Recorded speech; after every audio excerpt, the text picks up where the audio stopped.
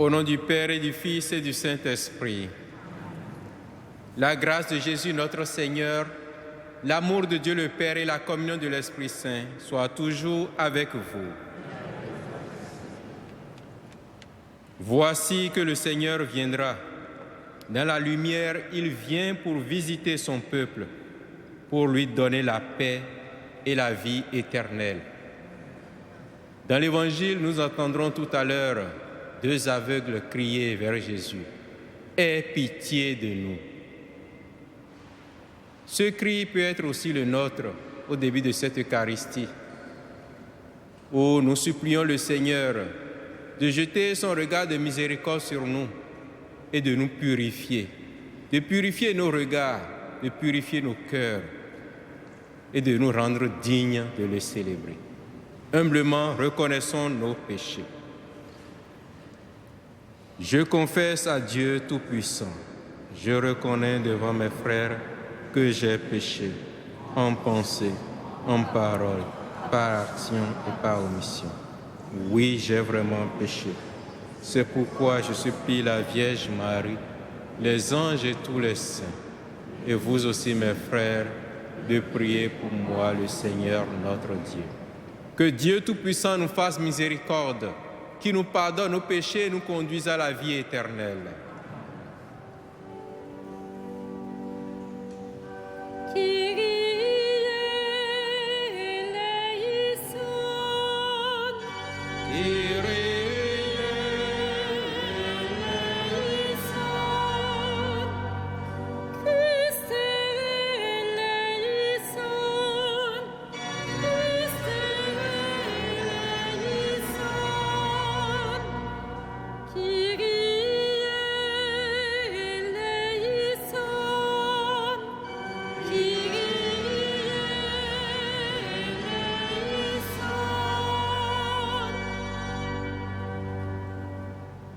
Prions. Déploie, Seigneur, ta puissance et viens. Puisque dans le péril où nous mettent nos péchés, nous ne pouvons obtenir que de toi la délivrance et le salut. Par Jésus-Christ, ton Fils, notre Seigneur et notre Dieu, qui règne avec toi et le Saint-Esprit, maintenant et pour les siècles des siècles.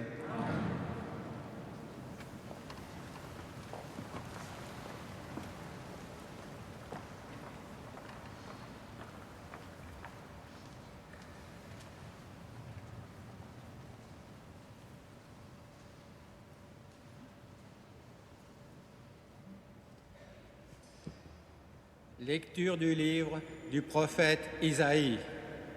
Ainsi parle le Seigneur Dieu. Ne le savez-vous pas? Encore un peu, très peu de temps, et le Liban se changera en verger, et le verger sera pareil à une forêt. Les sourds, en ce jour-là, entendront les paroles du livre. Quant aux aveugles, sortant de l'obscurité et des ténèbres, leurs yeux verront. Les humbles se réjouiront de plus en plus dans le Seigneur. Les malheureux exulteront en Dieu, le Saint d'Israël. Car ce sera la fin des tyrans, l'extermination des moqueurs, et seront supprimés tous ceux qui s'empressent à mal faire, ceux qui font condamner quelqu'un par leur témoignage, qui faussent les débats du tribunal et sans raison font débouter l'innocent. C'est pourquoi le Seigneur, lui qui a libéré Abraham, parle ainsi à la maison de Jacob. Désormais Jacob n'aura plus de honte, son visage ne pâlira plus. Car quand il verra chez lui ses enfants, l'œuvre de mes mains, il sanctifiera mon nom, il sanctifiera le Dieu saint de Jacob, il tremblera devant le Dieu d'Israël. Les esprits égarés découvriront l'intelligence et les récalcitrants accepteront qu'on les instruise. Parole du Seigneur.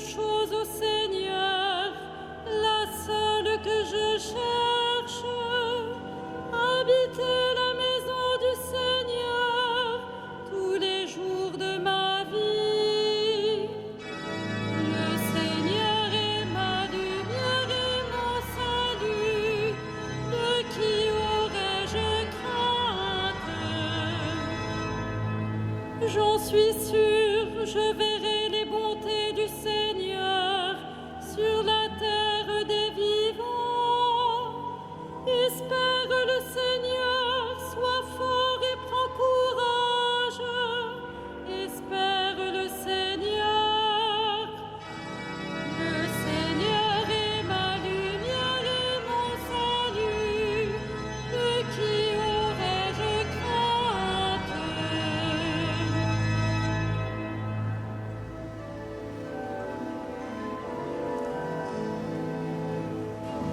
Alléluia, Alléluia, Alléluia. Alléluia, Alléluia, Alléluia. Voici qu'il vient avec puissance, notre Seigneur, pour éclairer les yeux de ses serviteurs.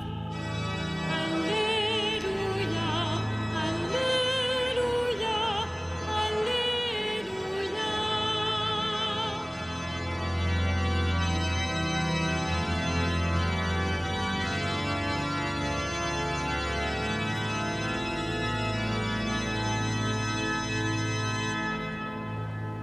Le Seigneur soit avec vous. Et avec votre esprit, Évangile de Jésus-Christ selon saint Matthieu. gloire à toi, Seigneur. En ce temps-là, Jésus était en route. Deux aveugles le suivirent en criant: Prends pitié de nous, fils de David. Quand il fut entré dans la maison, les aveugles s'approchèrent de lui et Jésus leur dit: Croyez-vous que je peux faire cela? Ils lui répondirent: Oui, Seigneur. Alors il leur toucha les yeux en disant: Que tout se passe pour vous selon votre foi. Leurs yeux s'ouvrirent et Jésus leur dit avec fermeté: Attention, que personne ne le sache. Mais une fois sortis, ils parlèrent de lui dans toute la région. Acclamons la parole de Dieu. Louange à toi, Seigneur Jésus.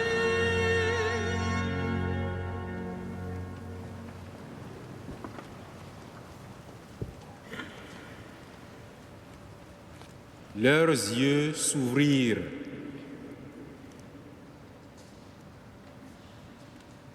La guérison des deux aveugles de l'Évangile rappelle bien la prophétie d'Isaïe que nous avons écoutée dans la première lecture, qui annonçait déjà que, au temps messianique, les yeux des aveugles verront, les oreilles des sourds entendront.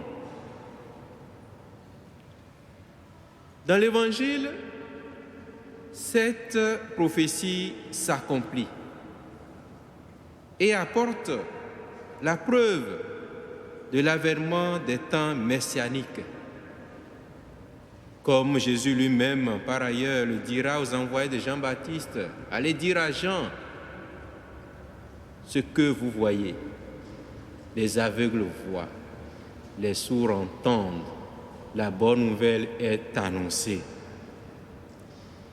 C'est dire toute la portée de ces signes de guérison dans la reconnaissance du Messie et aussi les dispositions intérieures qu'il faut avoir pour le reconnaître.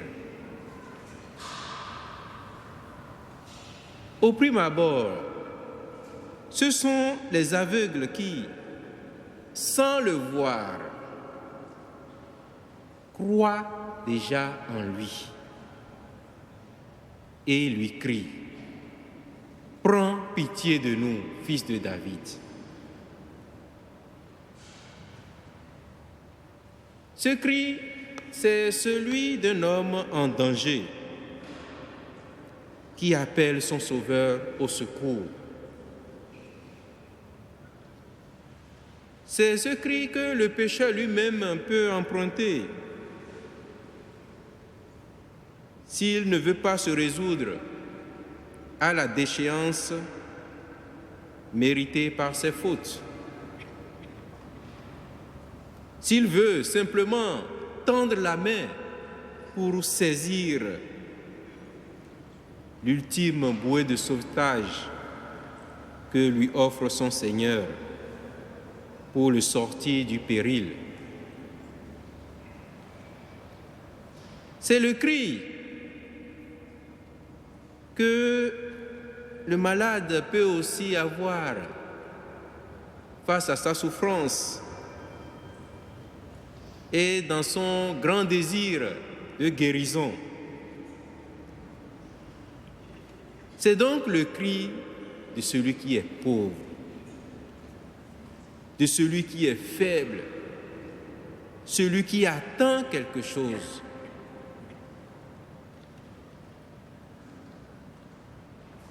En Jésus, nous retrouvons ce médecin des âmes et des corps, lui seul qui peut accomplir le miracle de la guérison dans la chair et dans l'esprit.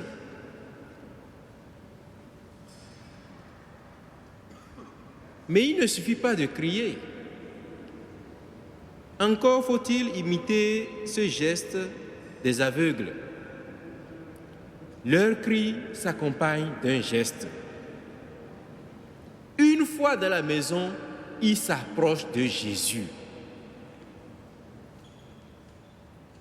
comme pour insister, mais aussi pour rester avec lui, pour le découvrir, pour être en contact avec lui.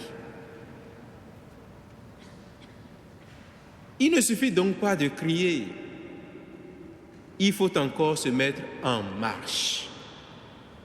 Se mettre en marche vers celui vers qui nous crions.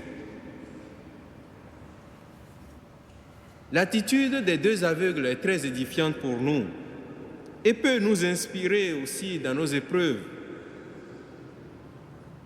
Nos prières, qui sont un appel au secours adressé au Seigneur, doivent s'accompagner d'un élan de tout notre être vers lui,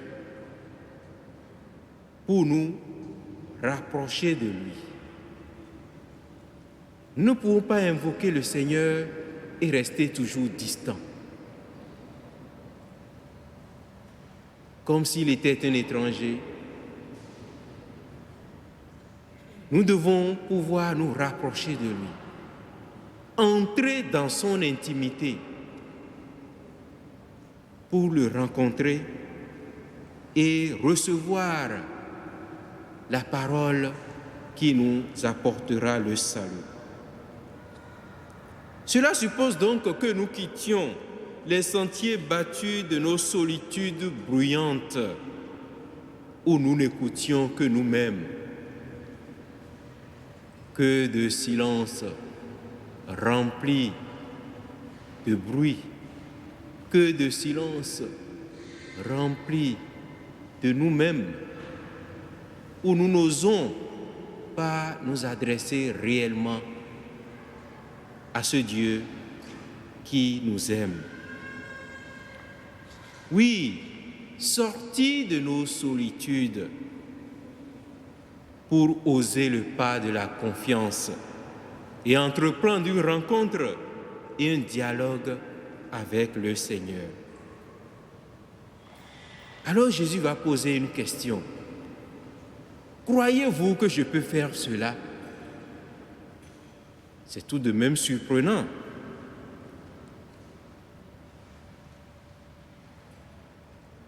Les aveugles qui crient après lui et qui s'approchent de lui. Qu'est-ce qu'ils veulent d'autre? S'ils ne croient pas que Jésus pouvait faire quelque chose pour eux. Et pourtant, Jésus pose cette question. C'est là où ces aveugles vont préciser leur demande et professer la foi qui a motivé leur démarche. Nous pouvons retenir là aussi que la foi est un appel au témoignage, non seulement par les actes, mais aussi par la parole.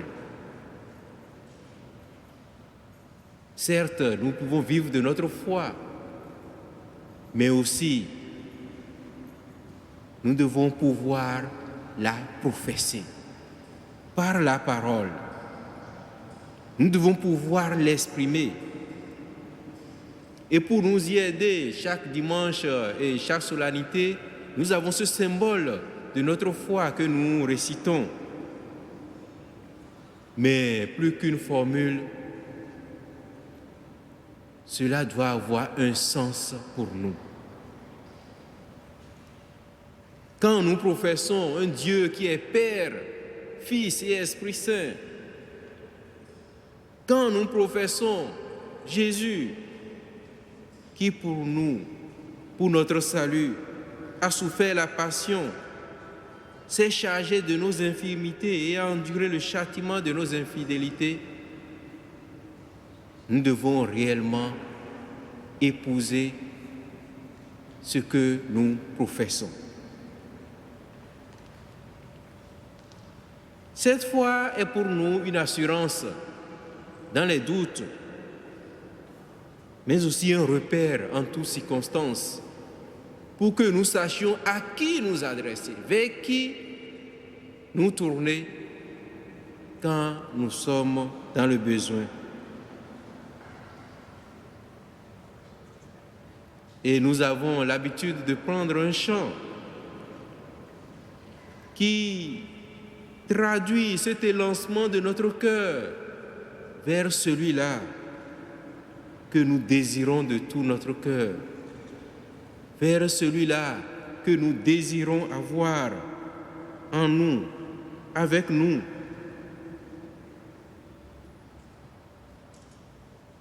Sans te voir, Seigneur, nous t'aimons. Sans te voir, nous croyons. Et nous exultons de joie, Seigneur, sûr que tu nous sauves. Nous croyons en toi. Oui, nous aussi, comme ces aveugles, sans le voir, nous croyons. Que cette Eucharistie renouvelle en nous la grâce du salut, afin que nous puissions repartir heureux et proclamant les louanges du Seigneur partout.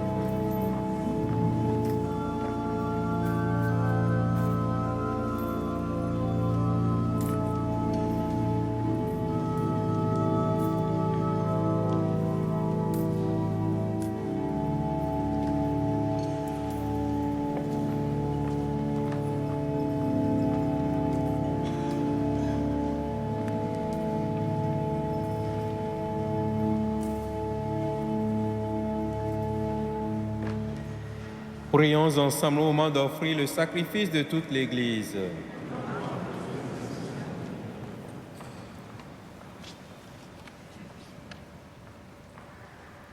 Laisse-toi fléchir, Seigneur, par nos prières et nos pauvres offrandes.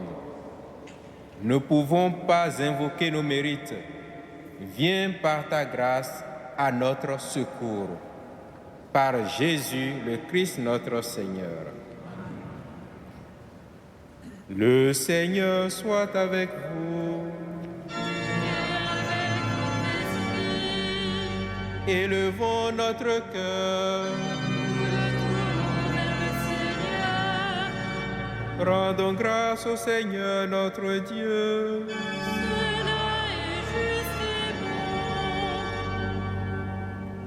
Vraiment, il est juste et bon de te rendre gloire, de t'offrir notre action de grâce toujours et en tout lieu, à toi, Père très saint, Dieu éternel et tout-puissant, par le Christ notre Seigneur. Car il est déjà venu en prenant la condition des hommes pour accomplir l'éternel dessein de ton amour et nous ouvrir le chemin du salut. Il viendra de nouveau revêtu de sa gloire, afin que nous possédions dans la pleine lumière les biens que tu nous as promis et que nous attendons en veillant dans la foi. C'est pourquoi avec les anges et les archanges, avec les puissances d'en haut et tous les esprits bienheureux, nous chantons l'hymne de ta gloire et sans fin nous proclamons.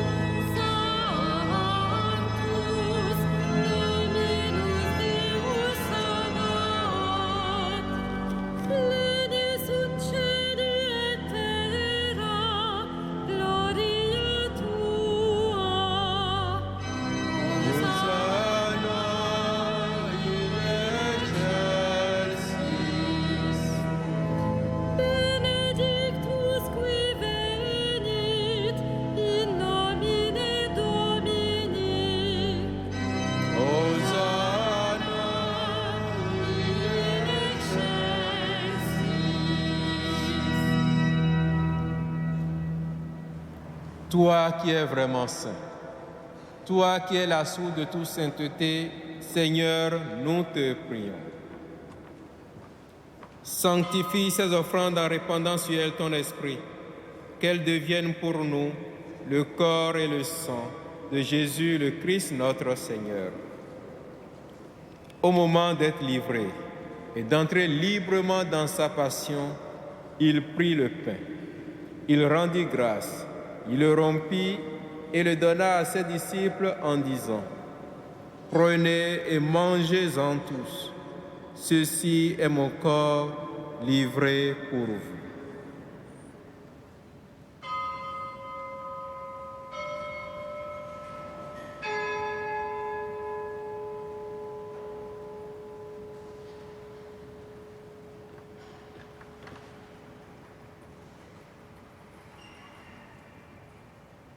De même, à la fin du repas, il prit la coupe. De nouveau, il rendit grâce et la donna à ses disciples en disant : « Prenez et buvez-en tous, car ceci est la coupe de mon sang, le sang de l'alliance nouvelle et éternelle, qui sera versé pour vous et pour la multitude en rémission des péchés. Vous ferez cela en mémoire de moi. »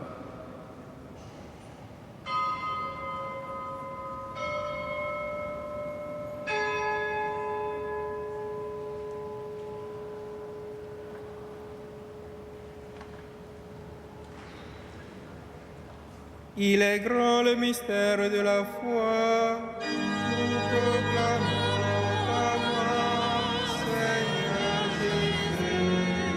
Nous célébrons ta résurrection. Nous attendons ta venue dans la gloire. Faisant ici mémoire de la mort et de la résurrection de ton Fils, nous t'offrons, Seigneur, le pain de la vie et la coupe du salut, Et nous te rendons grâce car tu nous as choisis pour servir en ta présence. Humblement, nous te demandons qu'en ayant part au corps et au sang du Christ, nous soyons rassemblés par l'Esprit Saint en un seul corps. Souviens-toi, Seigneur, de ton Église répandue à travers le monde.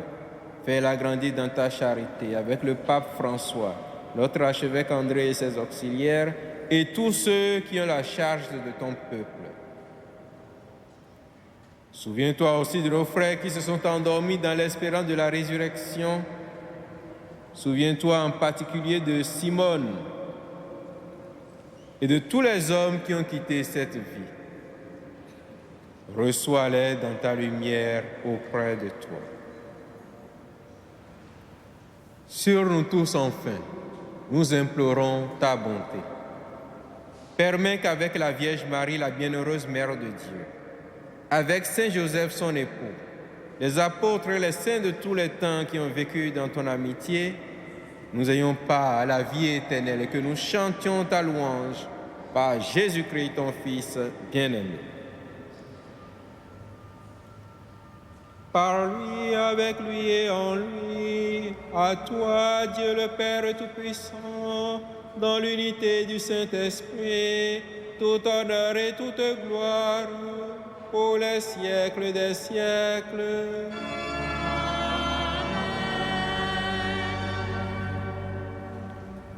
Unis dans un même esprit, nous pouvons dire avec confiance la prière que nous avons reçue du Sauveur. Notre Père, qui es aux cieux, que ton nom soit sanctifié, que ton règne vienne, que ta volonté soit faite sur la terre comme au ciel. Donne-nous aujourd'hui notre pain de ce jour. Pardonne-nous nos offenses, comme nous pardonnons aussi à ceux qui nous ont offensés. Et ne nous soumets pas à la tentation, mais délivre-nous du mal. Délivre-nous de tout mal, Seigneur, et donne la paix à notre temps. Par ta miséricorde, libère-nous du péché. Rassure-nous devant les épreuves en cette vie. Nous espérons le bonheur que tu promets et l'avènement de Jésus-Christ, notre Sauveur. Toi, le règne, la puissance et la gloire pour les siècles. Seigneur Jésus-Christ, tu as dit à tes apôtres, je vous laisse la paix, je vous donne ma paix. Ne regarde pas nos péchés, mais la foi de ton Église. Pour que ta volonté s'accomplisse, donne-lui toujours cette paix et conduis-la vers l'unité parfaite, toi qui règnes pour les siècles des siècles. Que la paix du Seigneur soit toujours avec vous. Frères et sœurs, dans la charité du Christ, donnez-vous la paix.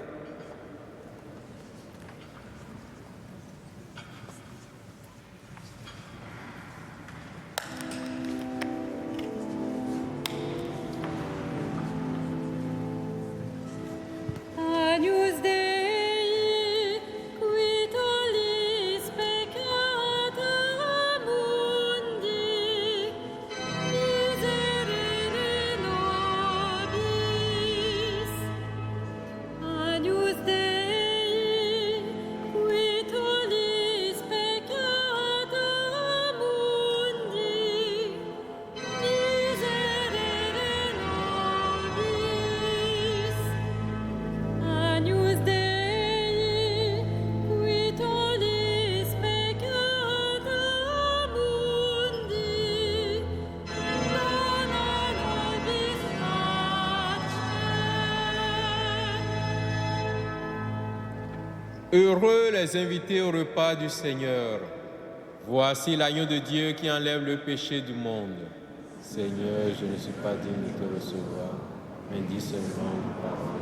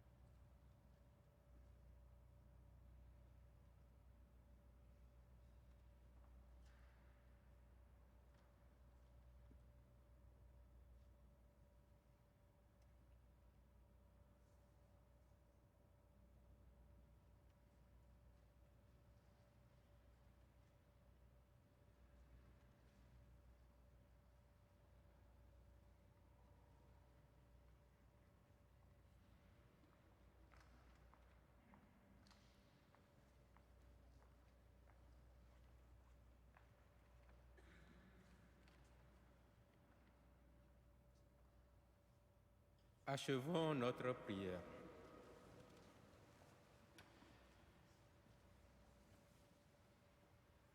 Plein de reconnaissance pour cette Eucharistie, nous te prions encore, Seigneur. Apprends-nous dans la communion à ce mystère le vrai sens des choses de ce monde et l'amour des biens éternels. Par Jésus, le Christ, notre Seigneur.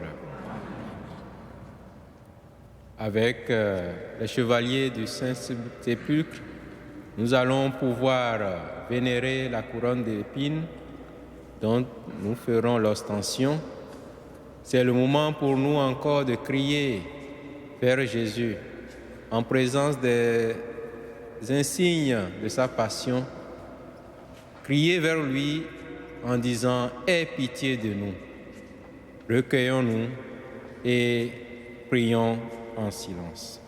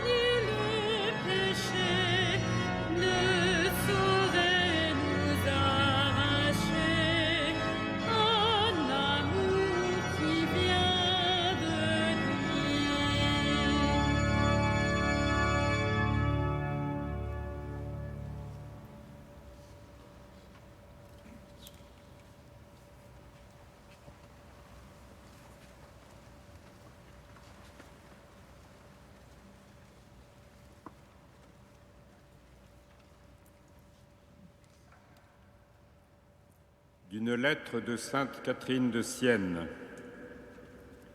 Ô Dieu éternel, souveraine grandeur, quand vint la plénitude du temps sacré, quand vint dans le monde le grand médecin, ton Fils unique, quand l'époux s'unit à l'épouse et la divinité à notre humanité, cette union s'accomplit par Marie qui le revêtit de son humanité. Cette union était si cachée que bien peu la connaissaient. Et pour cette raison, l'âme ne pouvait pas encore bien considérer ta grandeur. Mais l'âme parvint à la parfaite connaissance de ta charité en la passion du Verbe, parce que, à ce moment, le feu caché dans notre cendre commença à se manifester largement et pleinement en ouvrant son très saint corps sur le bois de la croix. Afin que l'amour de l'âme fût attiré vers les hauteurs et que l'œil de l'âme pût te contempler dans le feu, ô Verbe éternel, tu as voulu être élevé, et de là tu as montré dans ton sang l'amour. Dans ton sang, tu as montré ta miséricorde et ta générosité. Dans ce sang, tu as montré aussi de quel poids la faute de l'homme a pesé sur toi. Dans ce sang, tu as lavé la face de ton épouse. Dans le sang, tu l'as revêtue quand elle était nue, et par ta mort, tu lui as rendu la vie. Ô passion désirable, mais qui ne peut être désirée ni aimée par ceux qui se désirent, s'aiment encore eux-mêmes. Passion que désire celui qui sait dépouiller de lui-même pour se revêtir de toi. Passion douce et profitable qui donne à l'âme la paix nécessaire pour traverser les flots d'une mer orageuse.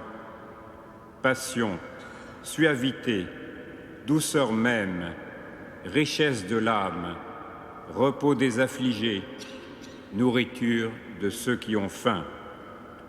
Tu es le port et le paradis de nos âmes, notre joie véritable, notre gloire, notre béatitude. Celui qui se glorifie en toi possède tout ce qu'il doit posséder.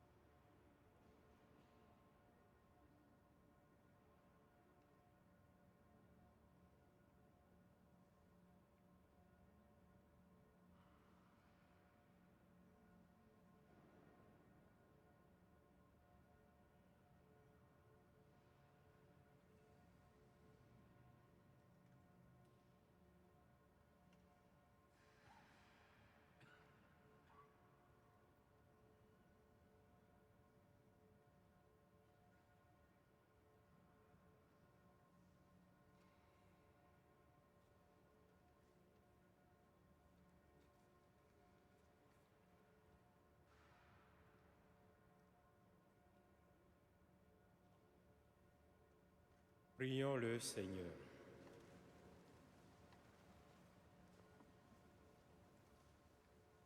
Dieu qui nous a sanctifiés et qui nous a donné le bonheur quand nous étions pécheurs et malheureux, prends soin de tes dons, prends soin de ton œuvre. À ceux que tu as justifiés par la foi, accorde la force de persévérer par Jésus le Christ notre Seigneur. Le Seigneur soit avec vous. Et avec votre esprit. Que Dieu Tout-Puissant vous bénisse, le Père, le Fils et le Saint-Esprit. Amen. Allez dans la paix du Christ. Nous rendons grâce à